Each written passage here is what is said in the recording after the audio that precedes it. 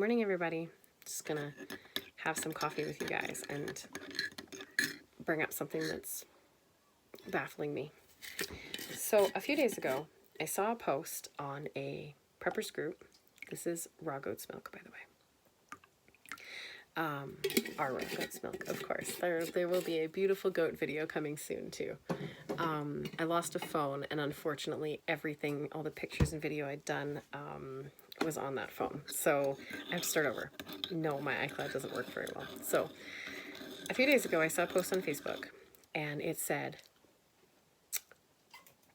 it was a mom, a local-ish community member, and she said, I'm looking for a local preppers group.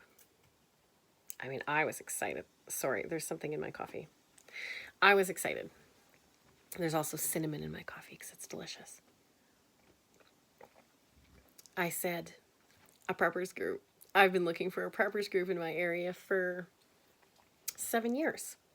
There isn't one. So I messaged her. I'm banned from groups. I'm in Facebook jail. I messaged her and I said, there isn't one as far as I know. And her and I got talking, and maybe something will get started from that. But what was horrifying to me is that all the comments on this Facebook post were horrifying. What is a preppers group? Most people don't know. One lady, a friend of mine, said, excuse my ignorance, what is a preppers group? Okay, so that opened the conversation because people didn't know what a preppers group was. Someone said, isn't that like a singles group where you meet people? And we were like, no. And someone else said, isn't that like where you can food? Yes, that's a very small part of what we do. So I thought today, let's discuss just briefly, what is a prepper? Well, anyone who wants to be prepared for an outcome that they either anticipate or don't anticipate is a prepper. So if you buy insurance because you might get in a car accident one day, you're already prepping. You are a prepper. You bought insurance for something that may never happen. You may never get in a car accident. I mean, granted, you're not allowed to drive a car in Canada without insurance, so you're kind of forced to. But house insurance and life insurance are another good examples. You might never die. Well, you'll eventually die. Everyone dies. You might not die for 30, 40 years, but do you pay life insurance? You might not ever have a house fire. Your house might stand for 100 years perfectly. Do you pay house insurance? Probably. Most people do. So my level of preparedness is different. I want to be able to water and feed and heat and cook and etc. for my family, no matter what happens. When we see the grocery prices go up, that's a pretty good indication that we may or may not be able to feed our families in the future.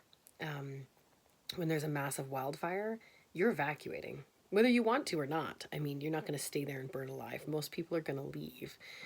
That's something you need to be prepared for. Flooding. I mean, huge flooding. We've had roads wash away. We all know what happens.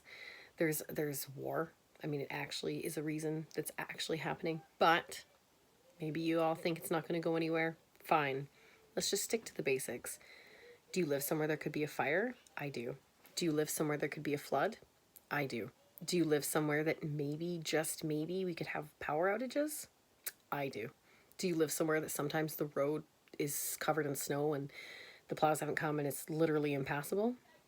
I do.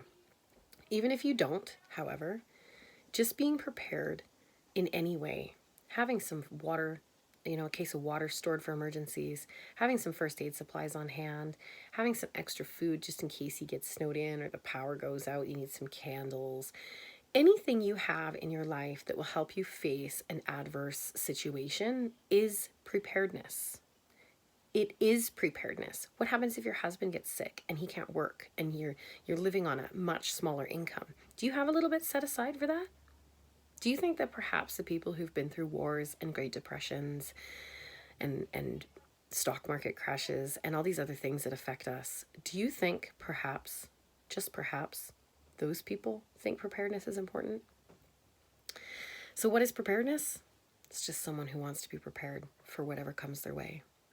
And why would we prepare?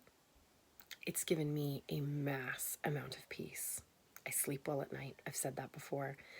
I'm not scared of what might happen. I don't want us to go to war. I don't want us to have grocery prices at $10 for a jug of milk, but that's where we're at.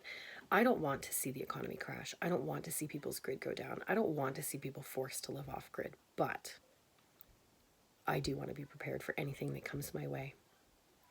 So preparedness to me is raising food, storing water, growing food, canning food, dehydrating food, stocking a little extra. I'm not running out for toilet paper when the grid goes down. I got lots, like I'm fine. So stock things that won't go bad. And it's hard. Sure, everything's expensive. Pick up 1 jar of peanut butter extra when you go. Pick up 1 pack of toilet paper extra when you go. It doesn't have to be a big thing. You go to the dollar store, pick up a handful of candles, grab some batteries. Whatever you think you'll need, keep it tidy and organized. And so when you hit a situation, say the power goes out 3 days in the winter. 3 days, can you imagine? Fucking cold. Just saying. Just be prepared. It doesn't have to look like anything specific. I don't have a bunker. I'm not a doomsday prepper necessarily, but to be prepared means that you will be able to handle whatever comes your way. And doesn't that sound amazing? Because I know that, like I said, prepping has given me peace. It's given me confidence. It's given me comfort. It'll be a long time before I run out of coffee. Just saying. All right, so I'll come back in a couple days and we're going to talk Prepping 101. So we will discuss what prepping is going to look like to start. Okay? Have a lovely day. Bye-bye.